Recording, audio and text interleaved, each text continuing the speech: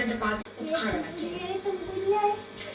മുൻ നാവികസേനാ ഉദ്യോഗസ്ഥനും എഴുത്തുകാരനും സംവിധായകനുമായ ഇഞ്ച എന്നീ സിനിമകൾ എഴുതി സംവിധാനം ചെയ്ത ലക്ഷ്യങ്ങൾ കായിക വകുപ്പ് നീറുന്ന മനുഷ്യരുടെ ഇച്ഛകളെയും മാറ്റി നിർത്തിക്കൊണ്ട് പരിശുദ്ധ റമളാനിലെ തെറ്റുകൾക്ക് ഒരുപക്ഷെ നാം പോകാൻ അതിലെ പ്രവർത്തി കൊണ്ടോ ആരെയും വേദനയുടെ തലോടലാകണമെന്നും നാം ചിന്തിക്കണം.